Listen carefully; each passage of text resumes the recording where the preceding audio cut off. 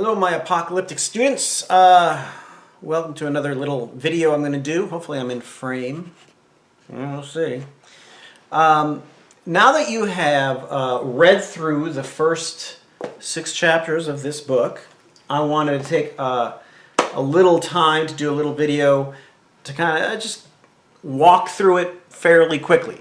Hopefully, since you're in college and you know how to read, you read the book, and even though it might be difficult at times, I'm hoping that for the most part you kind of grasped what he was saying. But at the same time, when you're reading something like this, especially about a topic like apocalyptic literature, when most people don't really know what it is, the only connection most of us have with apocalyptic literature is kind of like those stereotypical end of the world, Left Behind series kind of things.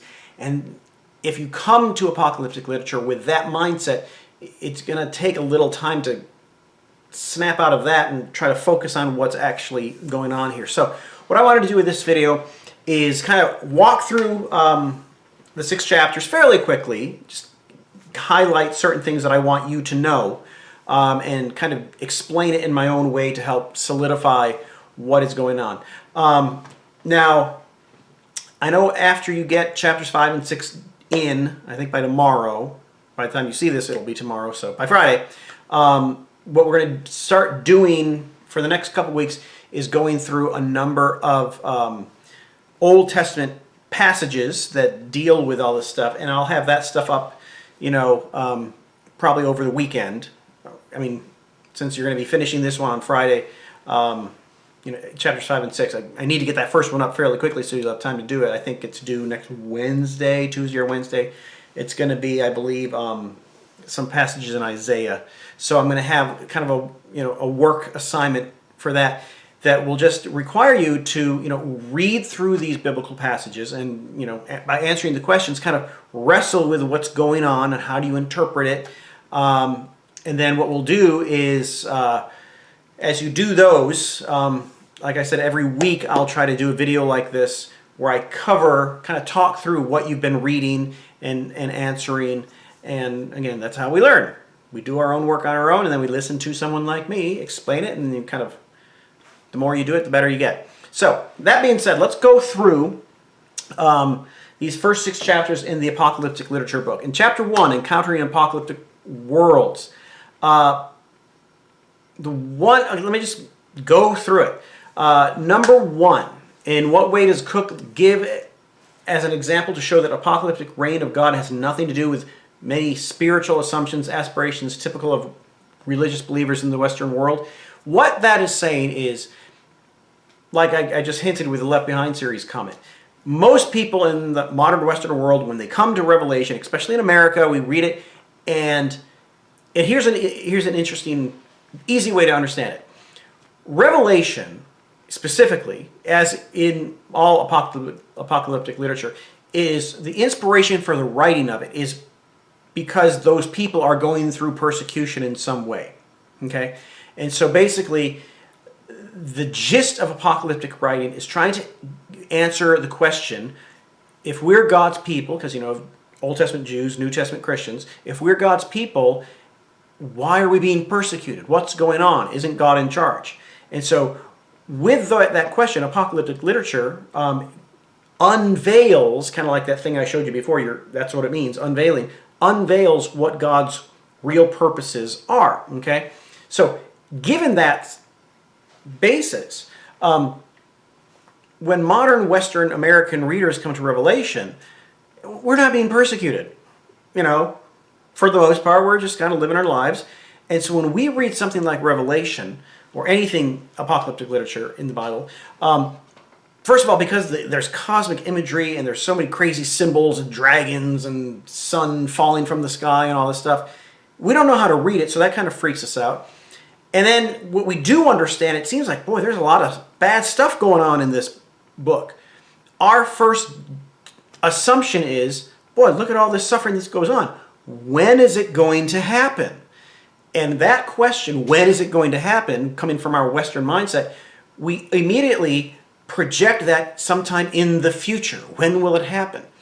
But if you are, let's say, a Christian living in Asia Minor, one of the 7 churches John wrote to Revelation, or if you're a Jew living under Antiochus Epiphanes during the Maccabee and Revolt, and you come across a text that talks about, apocalyptic text that talks about persecution, you're not thinking, when is this going to happen?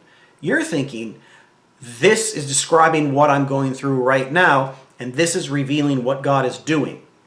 And so that is what he's trying to get at in number 1. That we need to unlearn our assumptions to read apocalyptic literature as something solely in the future. We have to unlearn that. We have to understand that it deals with understanding what God is doing in the midst of that suffering and tribulation. Okay, well, how he is breaking in to the present world order to recreate things. Okay. Number 2, what does apocalyptic mean? I kind of covered that in my last post, and I think that's pretty easy to understand. Number 3 is about the Dead Sea Scrolls. It's interesting stuff. We're not going to go too deep in that, but it is important to understand what he says about moral dualism and radical eschatology. Apocalyptic writing really is kind of black and white in a lot of ways. There's the camp of the righteous and the camp of the unrighteous. There's God and there's the devil, and because of the nature of the style of writing, it's not really, not really shades of gray. It's very black and white. Moral dualism, boom, boom. That being said, God is clearly the one in charge, and he's going to deal with the bad stuff. But the moral dualism, it's, you're the whore of Babylon, you're part of the whore of Babylon, or you're part of the bride of Christ. There's no wishy-washy in between, ultimately. And I think this is the point that apocalyptic literature is making. In the ultimate sense of things, there really is no in-between. Now, we're living through the world. Our lives are kind of gray and messy a lot of times. But in apocalyptic literature, when you peel back that curtain to reveal the ultimate realities, ultimately, the dualism is there.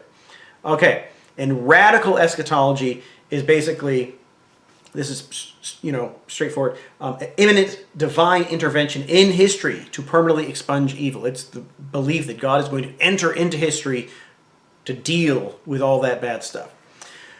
Number 4, I think I put on all your homework assignments my own interpretation of that Collins quote, so hopefully that'll help. Number 5, we'll get into when we get to the New Testament stuff. The debate is whether or not Jesus was an apocalyptic prophet. And what that means and everything, we'll get into that more in detail when we get to the New Testament stuff. But that's just a question, to make sure you read it. That there is a debate on how do you understand Jesus. Was he an apocalyptic prophet that thought the world was going to end really soon or not? We'll get into that later. Paul was expecting the coming of Christ, the parousia, to happen soon. But again, we'll get into that later, what that actually means, because I think there's a little more to it than what the book lets on. Number 7 is important to realize. A lot of times you hear, if you get into apocalyptic studies, that apocalypticism is the religion of the oppressed and the powerless. And therefore, when it's stated that way, it gives the impression that it's just like people who are cowering in the corner, and so they make up happy stories of what's going to happen in the here and after. Cook's opinion, and he's right, that we shouldn't see apocalyptic literature that way. It's a very engaging kind of literature. It is revolutionary literature.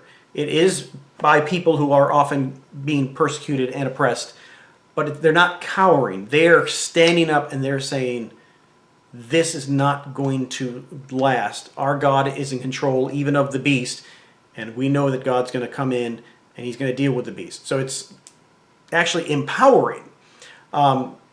So that's an important thing to realize. All right. I want to skip to number 9 for chapter 1. This is one of the things we'll touch upon, and you'll see it in all the apocalyptic stuff we look at. It's the way the genre is written. There is a lot of poetry, and there is a lot of mythological imagery all throughout apocalyptic literature. And it really revolves around creation stories and the sea of chaos. And we're going to go into that a little more as we go through the course. If put it this way, if apocalyptic literature looks forward to a time when God intervenes and recreates his creation, what better imagery and language to use to describe that other than creation language, Genesis language from the early chapters of Genesis? So, and that in and of itself is very mythological in its imageries. When we say mythological,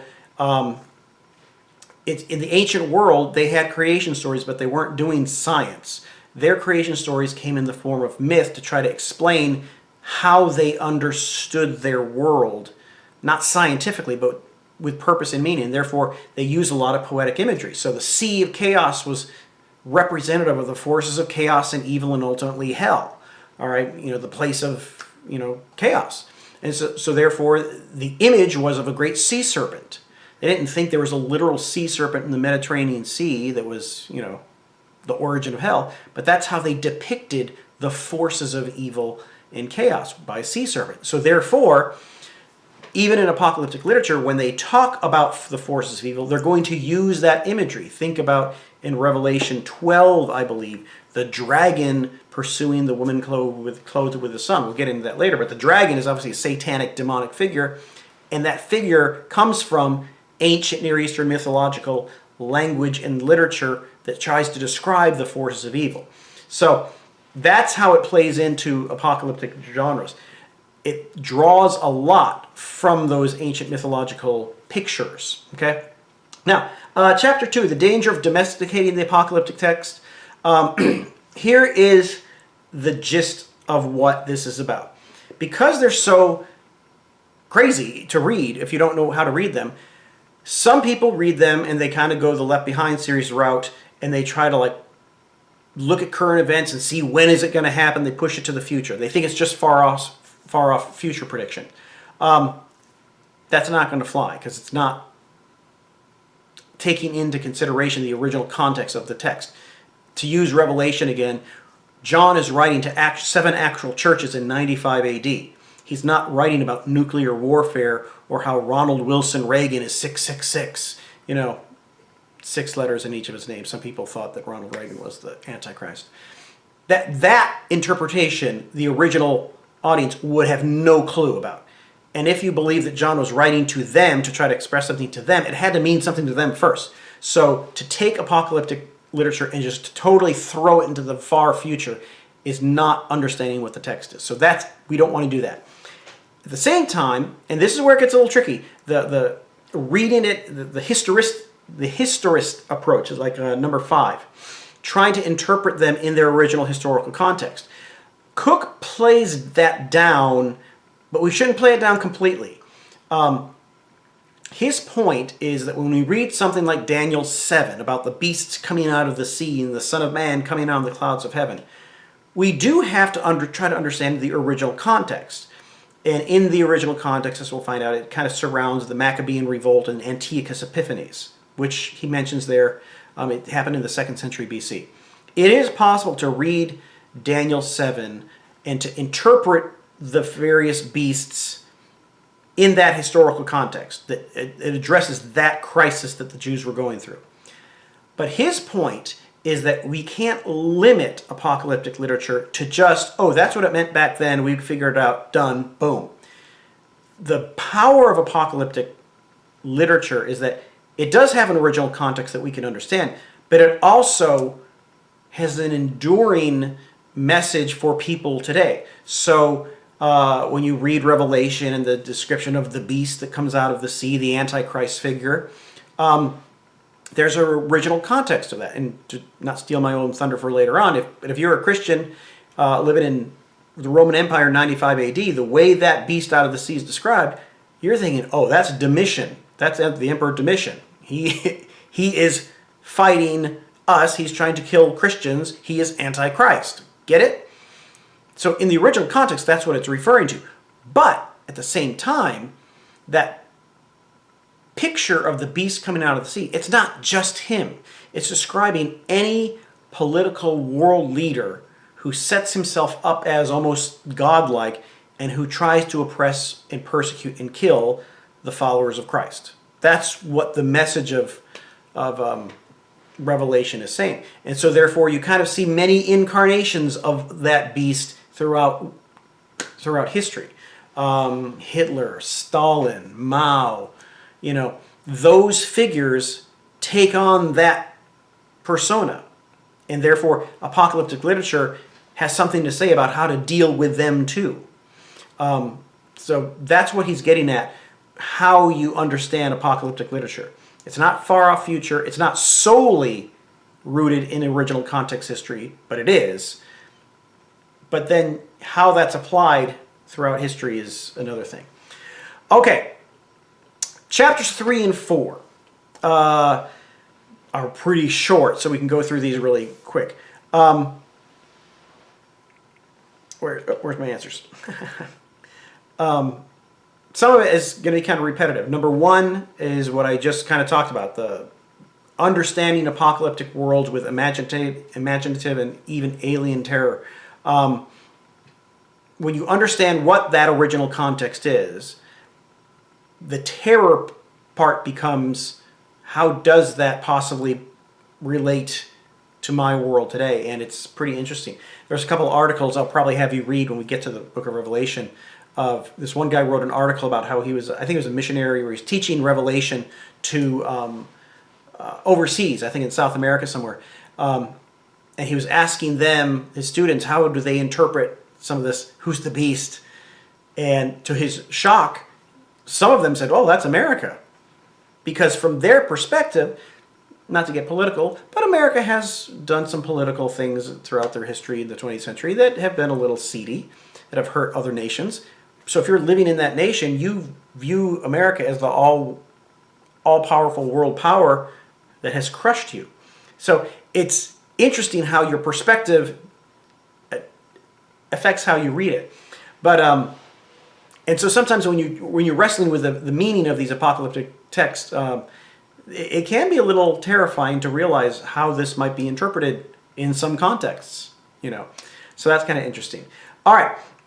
Number 2 and 3 about the interpretive keys and the theological contributions. Those are going to be very important to keep in mind as we go through the texts themselves.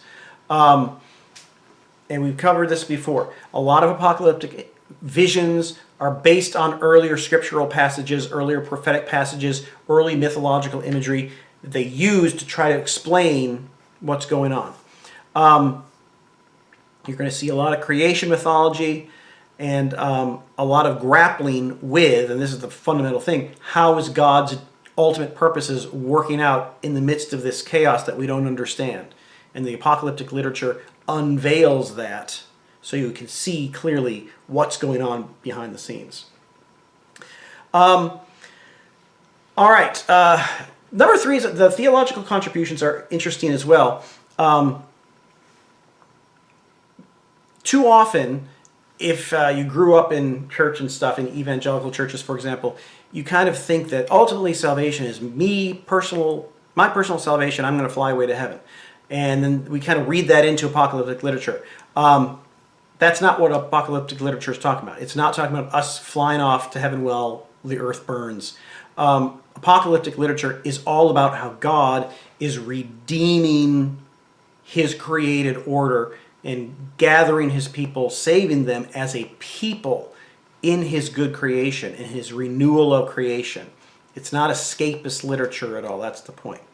It also, number 2, the apocalyptic texts counter a liberal optimism that reduces God's program of salvation to social works or etiquette training. In other words, apocalyptic literature shows that no human institution can ever solve the world's problems. They're not big enough or powerful enough to deal with the evil that is in the world. And therefore, apocalyptic literature makes it pretty clear that only God has the power to intervene and to fix what needs to be fixed. So yeah, that's kind of an important one as well. And then also number 3, the nature and threat of evil. Evil can manifest itself in many different forms, not just Hitler. And evil often, and this is one of the points of apocalyptic literature, evil often attaches itself to institutions and systems that ultimately end up treating people inhumanely for the sake of the system. Babylon, that kind of thing.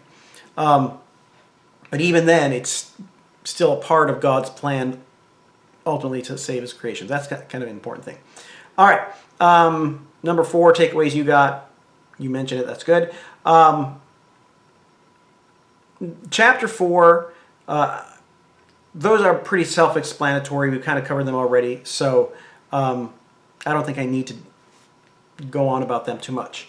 Now, chapters 5 and 6, it kind of gives you, especially chapter 5, a really brief overview of a lot of the passages that we're going to look at. So as you're answering these, particularly in chapter 5, 2 through 6, when I ask you, just in general terms, 5 key points you've learned about Ezekiel, Zachariah, Joel, Isaiah, and Malachi, what you're going to, everybody's going to answer something different.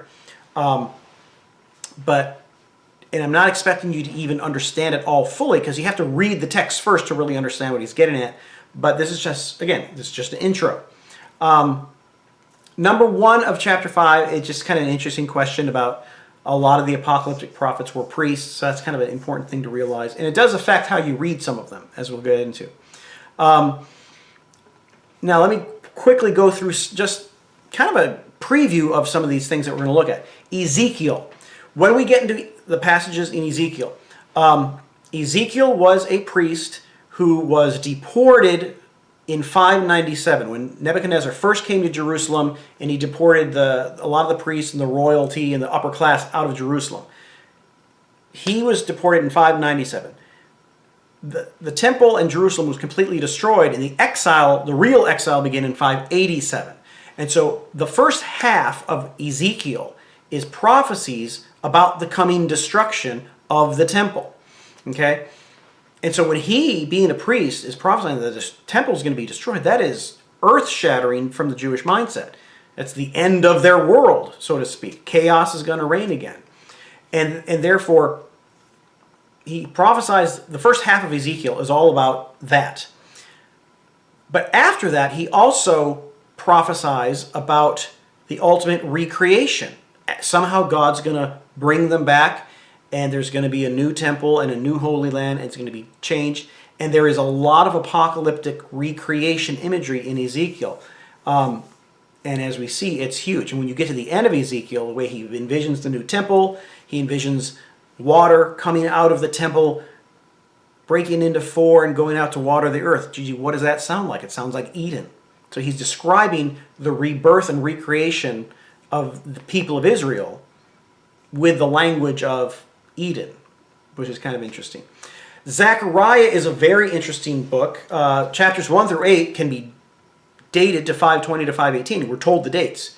That's not the apocalyptic part, even though we might touch upon it. The real apocalyptic part is Zechariah 9 through 14. And that's really hard to understand. It's hard to pin down historically, too. But as you'll see, that is really full-blown apocalyptic stuff. And it comes out of their hopes coming out of the exile. When they come out of the exile, they expect God's going to return to them, that they're going to rebuild the temple, that the Messiah is going to come, and everything's going to be great. But everything isn't great. And so what we read in Zechariah 9 through 14 is apocalyptic literature trying to make sense of why isn't everything great now? We're out of the exile. I thought all this good stuff was going to happen. These prophecies that great stuff was happening isn't happening. So apocalyptic literature looks at a lot of those prophecies of ultimate restoration, and it wrestles with why hasn't it happened yet? What's going on? And so when we get to Zechariah 9 through 14, there is a lot of high symbolism of trying to figure that out. The prophet Joel, that's my name, is also probably post-exilic stuff, and it is looking forward to that time when God would finally fulfill his promises that were promised to the people of Israel after the exile. And some of the things that Joel really focuses on, when God will pour out his Spirit. But the unique thing with Joel is that his expectation is that God's going to pour out his Spirit not just on his people, but on all flesh. So Joel kind of looks forward to not just the recreation of God's people, but the recreation of all nations and everything. And so that's what lends itself to the apocalyptic stuff. That's kind of an important thing. Isaiah is huge. Isaiah, kind of like Zachariah, is divided up into different parts. Isaiah 1 through 39 is definitely set in the 8th century with the historical prophet Isaiah. There's other things going on that's very historically rooted. The interesting thing is chapter 39 of Isaiah basically ends with Sennacherib's invasion, which is 701 BC. You turn to chapter 40, and chapter 40 is all about, hey, come out of the exile. That's 539 BC. So between chapter 39 and chapter 40, there's like a 150-year gap, not 160-year gap, which is kind of interesting. And Cook's point is that when you get to the second part of Isaiah, 40 to 66, there is 40 to 55 is all these promises that you're going to come out of the exile and everything's going to be great. And then when you get to 56 to 66, those are chapters that are wrestling with, again, why hasn't God fulfilled his promises when we came out of the exile? And you see some apocalyptic stuff going on in there. And so that's going to be kind of an interesting progression. One interesting thing is in Isaiah 24 to 27 is what scholars call like a mini apocalypse, the Isaiah apocalypse. And it's not really an apocalypse because apocalyptic literature came a couple centuries after Isaiah. But what we see in chapters 24 to 27 is like the precursors of apocalypticism. It's prophetic stuff, but there's cosmic imagery going on in that prophecy of 24 to 26, 24 to 27, and later apocalyptic literature draws from that. And so that's going to be interesting to look at. And then finally, Malachi, that's a post-exilic apocalyptic. Parts of it are apocalyptic. And it's at the very end, it looks forward to God sending his messenger to kind of clear the way and to purify God's people before the big day of the Lord comes at the end. And so we'll probably touch upon that as well. Chapter 6 is the book of Daniel, and that's going to be fun to do. And there's a lot of questions about Daniel. Here it is in a nutshell. Like Zechariah, like Isaiah, it comes in two parts. 1 through 6 are these legendary stories about Daniel in Babylon. We all know those stories. The lion's den, Shadrach, Meshach, and Abednego. Those are in 1 through 6. And those are kind of rooted in the exilic time. 7 through 12 is the apocalyptic stuff, full-blown apocalyptic literature. And as we go through it, we're going to realize that it was written after the exile. So it's a post-exilic work set during the exile. If you did your homework, you're going to see, and we'll talk about this when we get to Daniel, they call it, he's a hero of historical fiction. They call him, Cook doesn't think it's necessarily strictly historical. There wasn't a historical Daniel. We'll talk about that when we get to Daniel. But the point is, scholars generally believe that the book of Daniel was written much later, and it is, especially the apocalyptic part of 7 through 12, really can be nailed down to the time of the Maccabean Revolt. If you don't know what the Maccabean Revolt is, you'll learn about it when we get to Daniel. But basically, the Maccabean Revolt is what is being celebrated when the Jews celebrate Hanukkah. Okay, so if you've heard of Hanukkah, Maccabean Revolt is about that event, and Daniel 7 through 12 can all be tied to the events of the Maccabean Revolt. So that's going to be very interesting.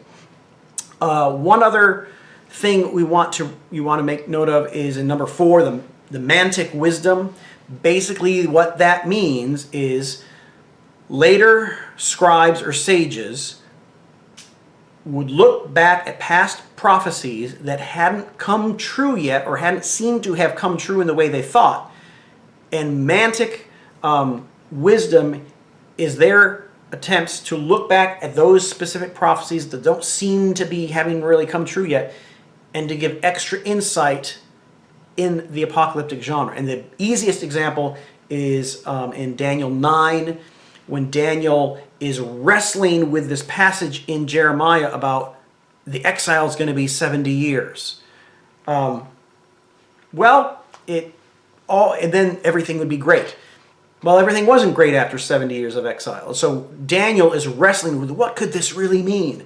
And the angel shows up and he says, well, it's not just 70 years.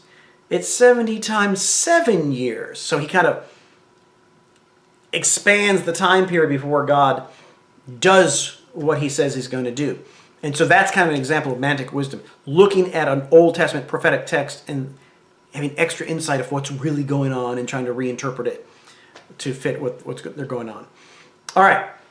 So again, all I'm doing right now is kind of talking through the chapters that you've done. Hopefully that gives a little bit of clarity, to what apocalyptic literature is and what to expect. So now next time, over the next week or so, you're going to be looking at some of these Old Testament passages, and I'll have the assignments up in a day or two. And the best thing to do is just to kind of read through those passages, answer the questions I give you, and with each one, I'm going to try to give you a little background on what's going on in the larger context so you have something to root it in. And then just kind of do some adventuring in these apocalyptic texts and get a handle on how it works.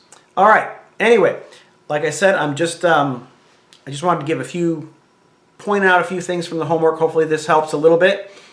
And we will pick it up there next week. All right. Have fun looking at the Old Testament passages. Bye.